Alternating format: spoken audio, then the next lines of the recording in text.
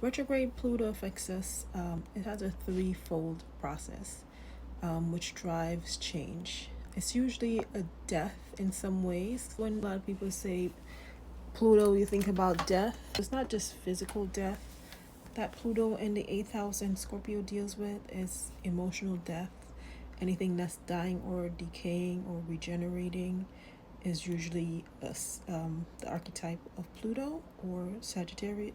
Or Scorpio or the 8th house.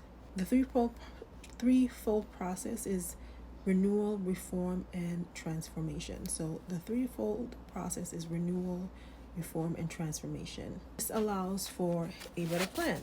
This is when Pluto's retrograde, then this process comes into play, and this will allow for more control and freedom. Retrograde deals with loss, anxiety, and complex situations that needs sorting and research. Of course, you're going to sort and research until there's understanding and insight. And this is also a way that your psyche works. Like literally, you sort, especially if women do this a lot. You will have a problem, and what you do is get fixated on it. And that's where Pluto and Scorpio, they have the compulsive, obsessive compulsive nature, and they get fixated on an idea. Anything that needs sorting and research until their understanding and insights that leads to positive change with stronger foundations that become something better. So there's a difference between, there's a positive side of compulsive behaviors, obsessive compulsive behaviors. When you obsess and you're compulsed to do something, there's the positive aspect of that. If you use it in a positive way, if you're trying to create awareness in yourself, is that you start sorting things out.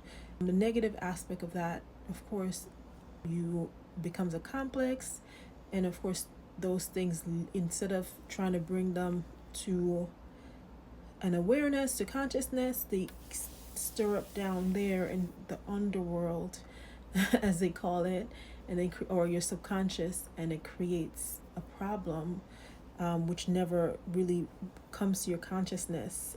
Being obsessive, and that's why Scorpio is said to be the detective of the zodiac, because you have to have that obsessive nature in order to figure things out, or to, it's not like you solve a problem, or being a detective, you're gonna have to want to see the details, and seeing the details is kind of like looking at the thing over and over and over and over and over and over and over again. It's like this obsessive nature to kind of like look at something 1,000,001 time, and then you could see every single detail of it. And that's how you solve psychological problems as well. Internal issues, right, that you have can be projected outward. All the planets have their aspect of where they give riches. If you think about Pluto as being the underground god, or which is Hades actually, being the underground god, when you think about minerals, I'm going to talk about crystals next, but you think about stuff like that, where some of those things are precious. And so if you take that psychologically, right, you're digging for the diamond in your soul, and you bring it to consciousness and you bring it to awareness, then that is your riches.